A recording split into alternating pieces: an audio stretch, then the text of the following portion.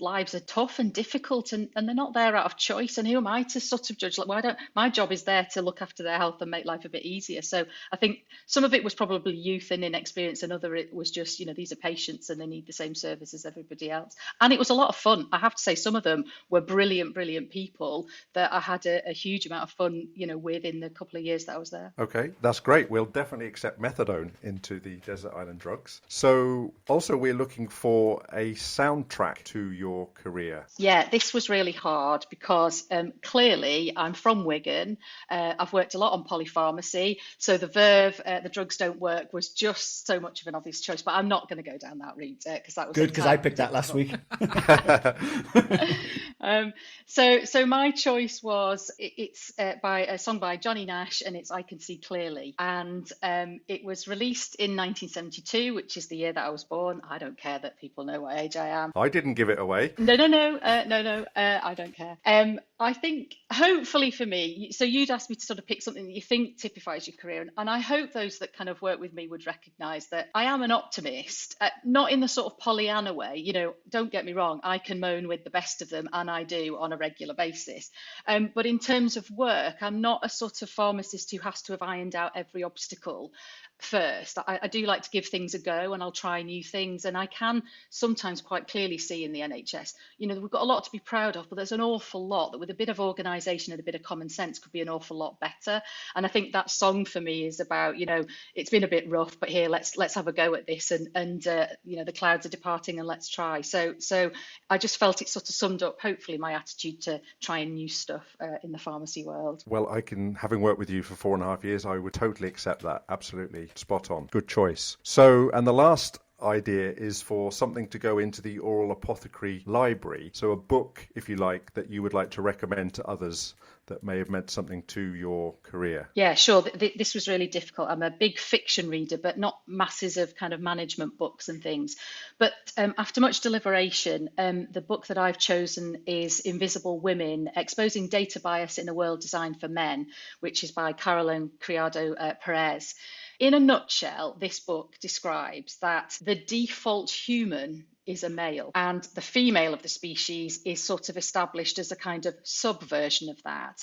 And everything, the way everything's set up, the way all data is collected, and there's a particularly brilliant section on healthcare, is predominantly looking at males, and women are a kind of add-on or just ignored altogether.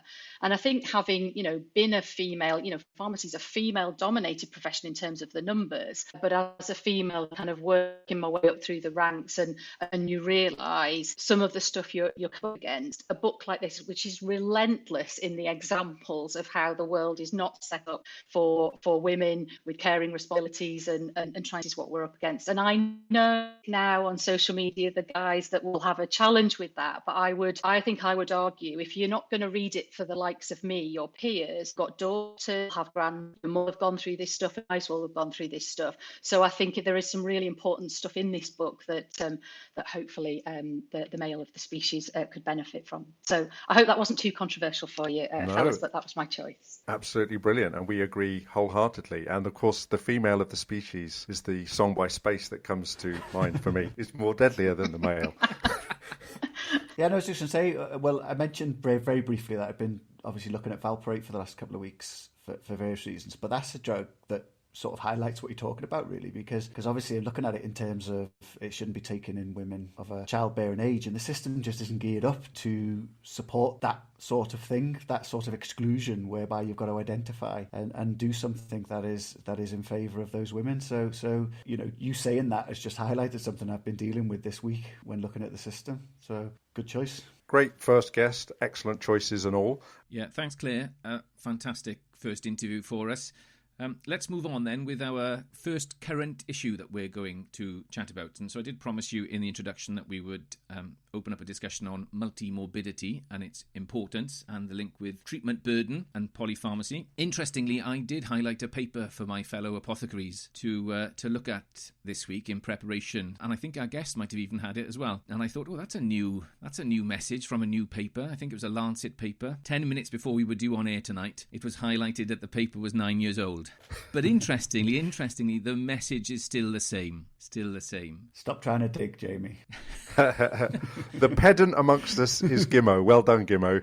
You spotted it. A pedant that I checked the date of a paper. Worryingly is I've read the paper twice from start to finish. I thought, oh, that's interesting. Yeah, that's good. So, what do we think? Multimorbidity. Hand it over to somebody else to start us off. Gimmo? Well, it was just the obvious point that once we sort of realised we'd picked a paper that was 9 years old, but it was interesting that none of us realised because it's still a big issue. I would say polypharmacy has probably come on leaps and bounds since this was written, but multimorbidity and how, this talks about how we still sort of treat diseases as a single entity. I'm not convinced that's changed much. No, it definitely hasn't. I mean, you look at NICE and it knows it needs to work harder to do this, but actually I even wonder who are they going to get on those panels to be able to actually do that, because Claire and I know that there's this lovely term that came up in one of our polypharmacy learning sets. It was in Cornwall, if I remember rightly, Devon, and it was this idea that, well, we've got all these single organologists, and it's actually really hard for them to keep up to date, if you like, not only in their own area as the actual, expert, but to expect them to be able to keep up with everything else. So I work as an advanced generalist, which I think a lot of clinical pharmacists do. And I've always argued that even if you become the cardiology pharmacist or the mental health pharmacist or the respiratory pharmacist, woe betide if you think you can then not keep up to date with all the medicines and the disease states that all of those patients are going to suffer with, the COPD patients being a classic example. And so, I think Britain probably has followed the American model, really, hasn't it, in moving towards single organologists and specialists. And we hear this a lot, don't we, Claire? Yeah, and it presents massive challenges, both for the patient and for the clinician, to look at their medicines in their entirety and work out what's going on and what's important to the patient. We've got some patient of our groups that described two of her consultants having a row and was more important, and nobody thinking about the patient at the bottom of all of that. I think the bit for me in the paper that was really interesting was, in the discussion when it talks about age, deprivation, and being female as being big driving forces around your likelihood to have multiple long-term conditions. And yet, like we just said before, the services are just not geared up to support that. And I think post-COVID, the deprivation angle to this is really, really stark, isn't it? And the health inequalities. So it may be 12 years old, but we're still grappling with all of this just now. Jamie, isn't that your famous inverse care law here at work? It certainly is.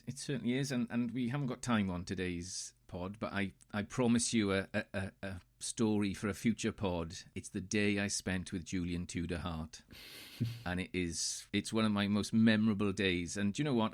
I was on my way to a drugs and therapeutics symposium in July 2000. Or no, the early 2000. And I got on the train and I sat opposite this old-looking guy who turns out he was 73 the day I sat opposite him. He passed away when he was 91 a couple of years ago. But yeah, that story is for another time. It is. So do you just want to explain? Do you want to explain to the listener though that who he is? So yeah, he's a GP from he's a general practitioner from Swansea in South Wales. And he published the Inverse Care Law in 1971, which suggested that those in need of healthcare get it least, and those who don't need it get it most. Yeah, so it chimes very strongly, doesn't it? And I know, Claire, when you look at the NHS BSA data for England, you often pick up this, don't you, around the social deprivation. You cannot ignore it. It's so stark. I mean, saddo that I am, I spend ages looking at that data. And it's interesting because the volume stuff, so the volume of medicines people are on, it's Blackpool, it's Portsmouth, it's the North East. They are the places with the biggest problem in terms of volume of medicines. Interestingly, when we look at some of the therapeutic comparators, so the sort of, things that we know when you give them together are more likely to cause harm, it isn't always the deprivation factor there. So we're getting it wrong for the more affluent populations in terms of drug choices, and then we're dishing out all of this stuff, and the drivers are around deprivation for the volume comparators, and it's static, however which way you look at it.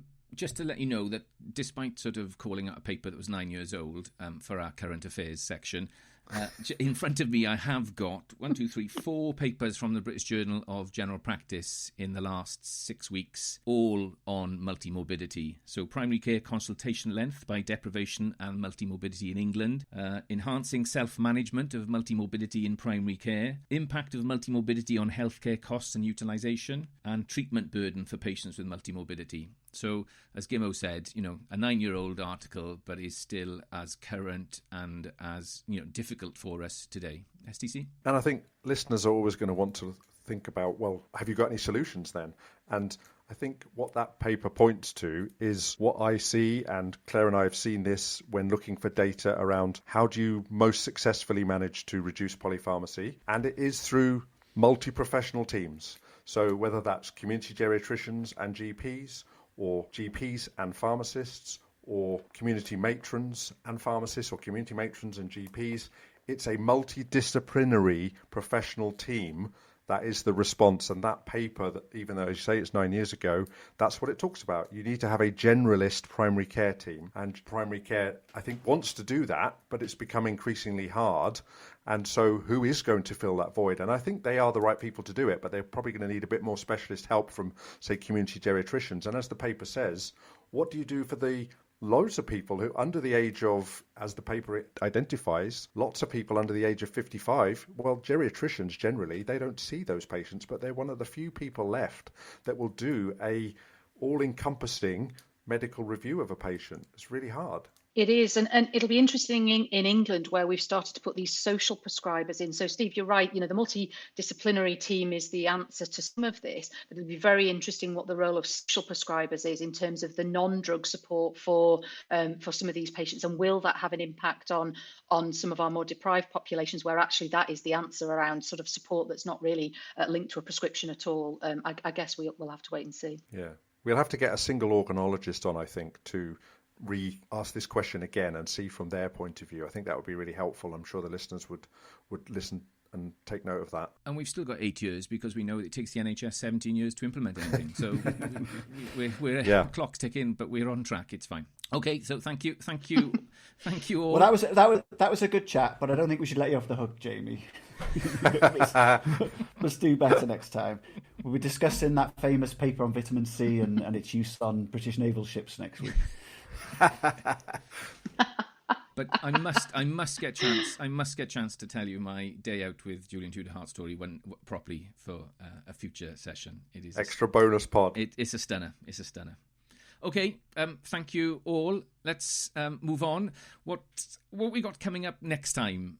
Well, that's me as well now, I think. And so just to let you know that our next guest on our next episode will be joined by Dr. Amira Gergis. Amira is a pharmacist and international expert in the field of substance misuse and in-field detection of novel psychoactive substances. She's now the M-Pharm Programme Director at Swansea Medical School, and she was recently identified by the Pharmaceutical Journal as one of their women to watch, as one of 12 outstanding women that will change the face of pharmacy.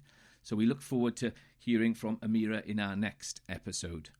I'm going to hand over to Gimmo, who is going to go through the different ways people can get in contact with the pod. Yeah, so we're on Twitter at Oral Apothecary. We're on this newfangled social media thing called Instagram, which is at Oral Apothecary Pod. And you can email us at oralapothecarypod@gmail.com. Thank you. We look forward to hearing from you. I was just thinking, actually, you better tell Amira that methadone has already gone for Desert Island Drugs. She told me what her Desert Island drug was. It's not methadone. Okay, that's all right then. Okay, and to finish, the final ingredient. Do you guys lack motivation? Bit of work this week. An early warning for dementia. Apathy in middle age could be a predictor for some forms of dementia, scientists have warned. While easily mistaken for laziness, a loss of motivation and interest in life has long been associated with frontotemporal dementia. So potentially a serious matter, but it was the last line that caught my eye, particularly given what Claire was hinting at in terms of the tidal wave of work that's heading towards GP practices at the moment. But the researcher said people who lose motivation in middle age should seek medical advice. You've been listening to a 3 Apothecaries production. The Oral Apothecary Podcast. Sound and production, Jimbo Slough. Music by Jamie Brewster and artwork by David Baker. Thanks for listening to the Oral Apothecary podcast, where we always dispense with accuracy.